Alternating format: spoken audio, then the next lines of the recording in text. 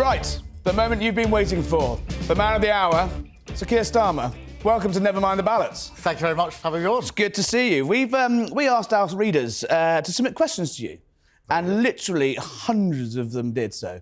We've got some brilliant questions, so thank you to Sun readers for sending them in. We've sort of had a look through all of them, really, and there was a recurring theme that came up through them, and that's the word trust. They remember you from the Corbyn days. They remember you from the Brexit wars. They remember you from the Labour leadership election. And the Keir Starmer that sits here before them today is a very different Keir Starmer to the one that they knew before. Before we start on the questions, I want to show you something. This is from our friends at JL Partners, they're pollsters. They've asked 2,000 British voters what they think of you in one word. And that big red word, untrustworthy, sticks out. It's quite definitive, isn't it? Yeah, there's other ones in there, some good, some bad. I've had worse. I've had I think we took a couple of them out. But what is some of the people I play football with have been busily submitting incompetent or dependable, that one. But untrustworthy does stick out there. Look, why don't people trust you? Well, look, I've been very clear since I came into politics that I'm in here to do a job of change. I mean, I came into politics late in life. I'd run the Crown Prosecution Service and I came in to change things and to improve the country. And that's what I've been doing for the last 9 years. And that's what I want the chance to take to the country this year in the election. It does seem to happen a lot, though, doesn't it? You say one thing to try and get one job, and now you're saying something completely different to get a different job. You chop and change. No, I don't accept that, Harry. I mean, if you look at what I said in order to become leader of the Labour Party, a good deal of that has now fed into the missions that I launched last year that you studied carefully. A good deal of it's gone to the wayside, though. Well, most of it is still there in the missions that are there. But some things have had to change, sadly. So, for example, when I was running for Labour leader, I said that we would abolish tuition fees. Now, 5 years on, with the economy where it is, it's simply not affordable. And I've got a choice to make with the electorate, which is, do I be upfront before the election about what we actually can afford and what we can't?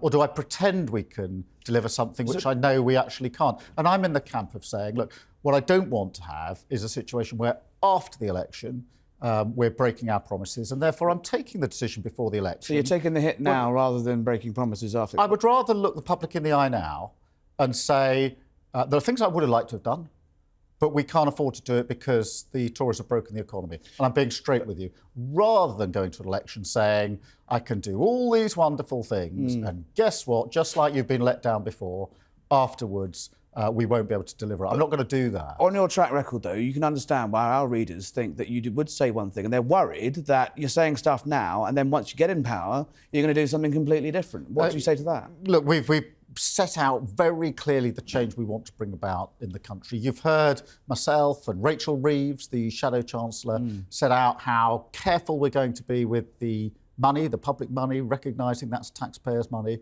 and really set out some tight rules about fiscal responsibility and how much we value public money. That's very unusual for an opposition to set out that sort of detail so far from an election, but we've done it deliberately because we know that trust really matters in this election. I think there are two groups of people in this election looking at all of us, including me. One group say, look, the country is so broken now, it's not possible to fix it. And another saying, I don't really trust any politicians. And we've got to meet both those challenges. Talking of elections and trust, most of our readers, this came up a lot from our readers, they remember you standing next to your friend, Jeremy Corbyn, in 2019. You said this, I'm 100% behind Jeremy Corbyn. I am working with Jeremy Corbyn to try and win the next general election. I think that's critical. When you told Sun readers to vote for Jeremy Corbyn, did you mean it? I didn't think we'd win the 2019 election. So you didn't mean it? I didn't think we would win. I didn't think we were ready. You can see... And now, hear me out, Harry. Now we're at the stage we are in 2024, and I can see what it means to be ready for an election and ready for government. I see even more clearly how we weren't ready in 2019. But you stood in front of the voters and said I was standing for an election as a Labour candidate, just as every Tory was standing supporting Boris Johnson, whether they actually support him or not, and just as they will stand and support Rishi Sunak into this election, whether or not they actually support him, because I was standing as a Labour candidate in the last election. Another thing people remember before very well is Brexit. You vowed to respect the result of the referendum. There's video clips of you saying that, but then you spent years spearheading attempts to block it. This came up time and time again from our readers. you ultimately tried to put it to another vote, having said you'd respect the result. Can you understand how that looks to our readers and why they don't trust you on Brexit? Well, look, on Brexit, I think we have to cast our minds back. The country was completely divided. We had, 3 years of arguments, of different positions. The Tory party was divided, my party was divided, the country was divided, and we were all trying to find a way forward. What I did do was we voted through the Brexit deal after the last general election. Now, I did that because I thought it was the only way for the country to move forward. I still think we could get a better deal. I think we should be able to trade more freely with Europe. I think that we should have a closer defence and security set of arrangements with Europe. But I've completely accepted the result. I've voted for the Brexit deal, and we need to look forward and certainly not look back. I don't think anybody wants to go back to that period of division. But so on the key fundamentals, free movement, yes or no? No. Customs union? No. Some of your front benchers are a bit wobbly on that when you ask them privately. They think that there's a They're not when I ask them. single market. No. So you can't it's go all back kaput. into those institutions. Does that hurt you, though? Because you love the EU. Well, look, I worked with the EU. When I was chief prosecutor for 5 years, running all the prosecutions in England and Wales, I worked with my counterparts across Europe because we had to deal with terrorist gangs that were working in Europe. We had to deal with people that were smuggling guns and drugs across Europe. And so I felt that that was a very important thing that we should have. And I still want us to be able to work in that way. But look, still wish we were in the EU. Look, we've left. There's but do you wish we were still in the EU? We've left. There's no. Harry, I'm not going to go back and reopen those divides. I voted sounds for. Like a yes. No. I voted for Remain. I wanted us to remain. The country voted out, and that's why after the last election in 2019, I voted for a Brexit deal, and we are now out. We're not going back in, but I think that we all have to recognise that the economy is not in a good place, our public service is not in a good place, and my job, if I'm privileged enough to win the election, will be, as it were, to pick the country up, fix the immediate problems and take our country forward so we can genuinely say after 5 or 10 years, this country is now better than it was in 2024 when we were elected into office, if we are elected into office. On the issue of Brexit, obviously that came up. The second one that came up a lot, second most questions we had was immigration. I was going to give you a snapshot of some of the anger that came into our inbox. How can he be trusted on immigration when he opposes Rwanda, he opposed the deportation of convicted foreign criminals, he supported open borders and mass immigration? One reader. Another one, how can he be trusted on Brexit? Well, we've covered that. We're refusing to recognise the will of the British people. Another reader writes, what's his actual plan to stop the boats? Because he just shouts, smash the gangs. The Tories tried that, not least with the millions of quid they gave to France. What is your real plan? Well, look, Harry, I'm a pragmatist and I'm not here just to make headlines. I think Rwanda is a gimmick for reasons I'll set out in a minute. But what I would do... You're allowed to make headlines, though, if you want to. Look... You can. We have to stop the boats. We cannot go on like this. The government's lost control of the borders. Yeah. So we've got to stop the boats. And I'm very serious about that. I understand why people are concerned. This sense that we no longer control who's coming here is palpable. It's got to stop. If you're going to stop the boats, you need to recognise there are gangs that are running this trade and putting people in the boats in the first place. They have got boats that are pretty well being made to order. They're being kept in bits of Europe and transported to the coast, and people are being put in them. I do not accept that it's impossible to take that down. I personally was involved in joint operations to defeat terrorists across Europe, and I know what can be done. And don't tell me that can't be done. They've been trying this already. The National Crime Agency are already trying to smash these gangs. Well, I'm not sure that's true. Does the Labour government make any difference? If you look at some of the reports, there's reports that the information isn't getting exchanged properly, quickly enough. I think we can have a better set of relationships. If I was the Prime Minister, I'd be knocking on the doors of our European leaders, say we need to crack this with a joint task force to crack and break these gangs. So we have to do that. But do you think that will solve it? Contrast that with Rwanda, because Rwanda, at the very most, is going to remove about 300 people. If their planes were going, you'd ground them. There are 130,000 people. So the chance of anyone... Yesterday, I think we had a record number for this year crossing the channel. So the idea that the Rwanda scheme is putting them off is quite hard to make. Those people have got something like a 99.5% chance of never being on the plane. That isn't a very good deterrent to my mind. That grounding, is a gimmick. if the flights get going, you would ground them. Every single person on the flight, if there is a flight, 300, is going to cost the taxpayer £2 million. It's expensive. I think it's an expensive gimmick. I don't think it'll work. I would do the hard yards more mundane, I accept, of actually taking the gangs down in the first place that are running this show. It's getting a bit heavy. Let's have a little break, shall we? So, amongst our many questions, we had some very urgent questions from Sun readers. These are 100%, definitely, almost all questions from our readers. Almost all, Harry. Sir Keir Starmer, what is your favourite crisp flavour? Salt and vinegar. Always Very has good. been, always will be. Curry order. Well, I'm vegetarian. Right, but they can do So, you chana know. masala, vegetable curry, Do something you like that. share your curry or do you hoard it like Smithy? We share it. My wife's a vegetarian, my daughter's a vegetarian, our son is not a vegetarian because when he was 10, we said you don't have to do this if you don't want to. Sounds complicated. So he'll have a lovely chicken curry alongside our vegetable curries, but yeah, we share it. What's the worst date you've ever went on? Oh, come on, Harry, I'm not going to reveal that on your programme or why. Fine. How much was a pint of milk? Pint of milk, about £1.10. You can get it 85p in the co-op. Do you have any tattoos? No, I don't. Are you? Are you suggesting this might improve our I chances don't know. in the election? What's your weirdest habit? These are all readers' questions. Weirdest habit? Oh, I don't know what my weirdest habit is. And again, No answering questions. no. People say, what's the wildest thing you've done? What's your weirdest habit? Nobody in their right mind answers those questions live on air. All right, you might do this one. Was it wrong for Nike to change the cross of St George on the back of the New England kit? Yeah, I think it was. And I think What it's was hard. it they were doing? Look, I mean, as you know, I'm a big football fan. I go to England games, men and women's game, and the flag is used by everybody. It is a unified, it doesn't need to be changed. We just need to be proud of it. So I think they should just reconsider this and change it back. All right. I'm not even sure they can properly explain why they thought they needed to change in the first place. But one more thing on that. Go on. They could also reduce the price of the shirts. I think we can all get behind pounds. All get behind that. What was the last book you read? And very important caveat, that wasn't that biography about you recently. Who says I've read it? I'm reading. You wrote half of it, didn't you? Yeah. There's a book by Melissa Bailey at the moment that I'm reading, Lost at Sea, which is an intriguing book. So I'm in the middle of that. I haven't finished it yet, but I'm halfway through. And one more before we go on to the heavy stuff again. Your tipple after a hard day in the office. Pale ale. I'll buy you one after this if you're good. Right, enough of the easy stuff. Let's talk about pensions. Oh, actually, no, hang on. One more before pensions. It's sort of linked. Capital gains tax, your favourite subject. Angela Rayner says she's got no questions to answer about capital gains tax, but the electoral roll states that for at least 5 years, she lived apart from her husband while her brother lived with her husband. Do you believe that? Yes, Angela's explained herself. She's taken legal advice and tax advice. Are you going to publish that legal advice? Assured. Well, look, that's a matter for Angela. But look, of course I believe her.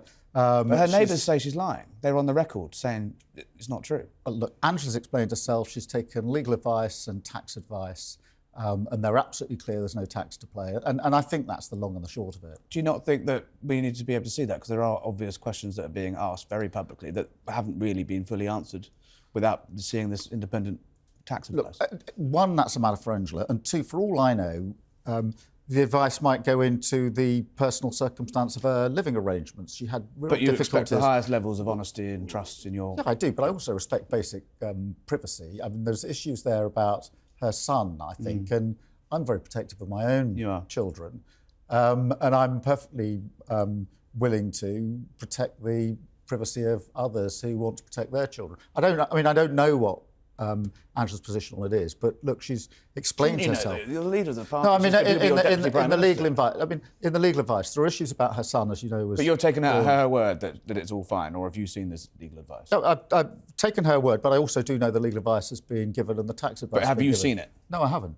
So you're just taking it. It's all a matter of trust. It's all above board, and you're just taking. I know what the conclusion of the advice is. Yeah. Okay. All right. Let's move on. One question that came up even much as immigration.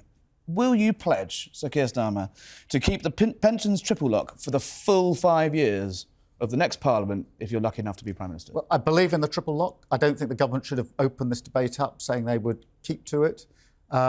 Obviously, we'll have to see what the state of the economy is as we go into the election. We will publish all of our plans as we go in and answer that question. But I believe in the triple lock. The triple lock's going to be in your next manifesto, right? Well, look, we'll have to set that out when we get to the manifesto. You know how many emails we're going to get about this because you're not committing to it there, and it's one of the most live wires of political politics. I believe in the triple lock.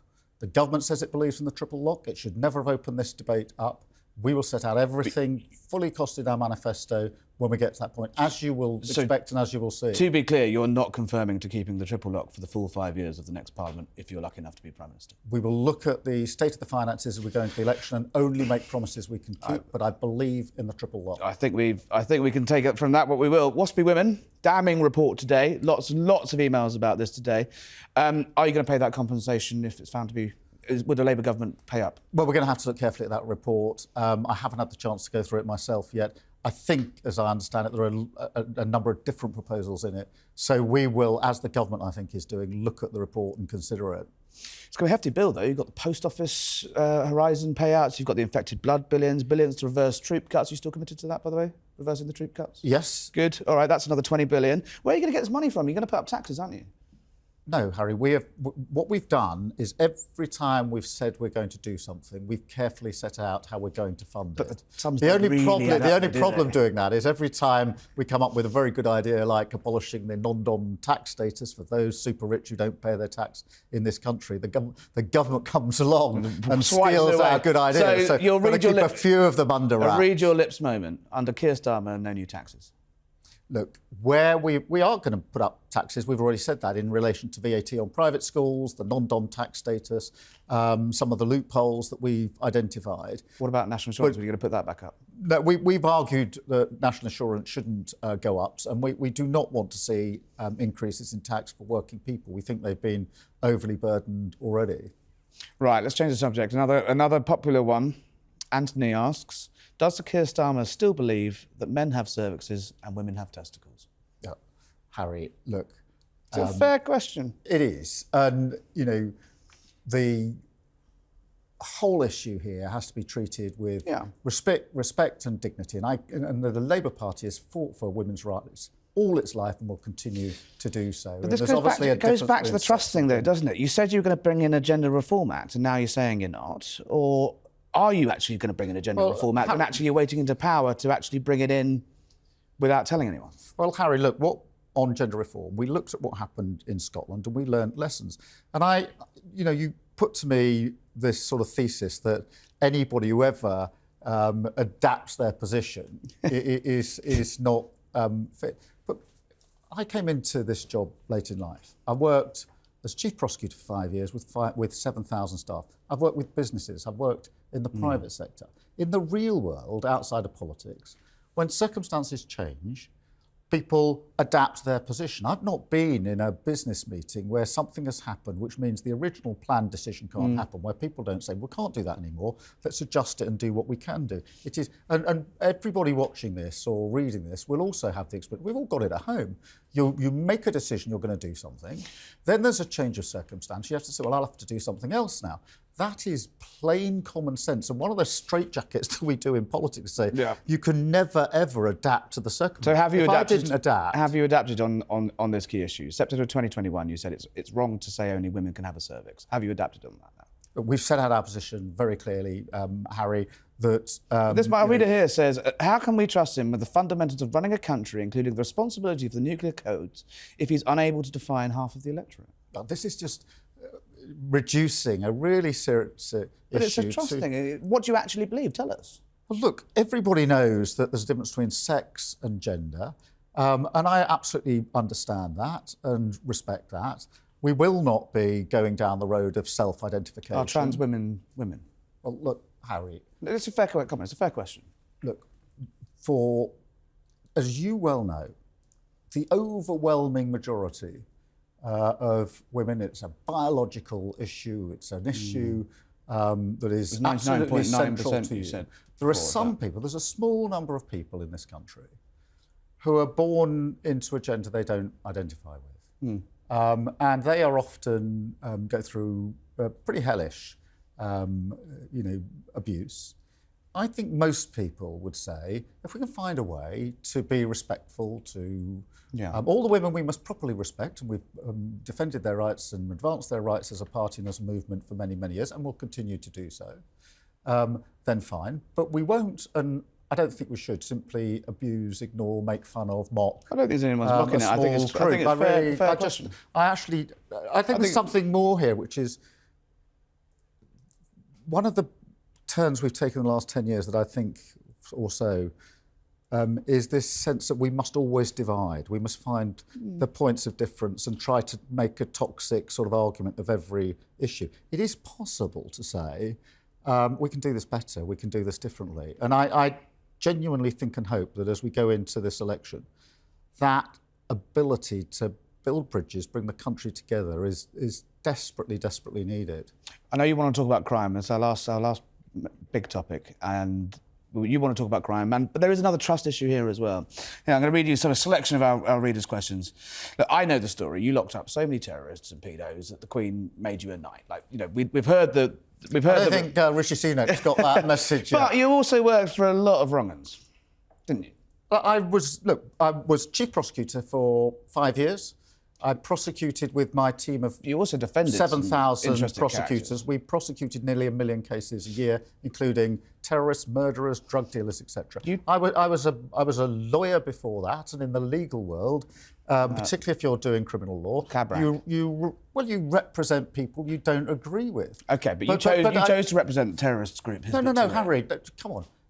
You know how it works in our legal system. But it is very important that everybody is represented. Now, if you're putting to me that you want to take that away, or you think it's a good idea... I'm just asking whether you regret any of these people you represented. Let's start with It used to be a sort of basic tenet of Conservative Party philosophy that our legal system was fair, where people would choosing to defend Hizb ut-Tahrir in the European Court of Human Rights, stop them being banned from Germany. Did you take money for that?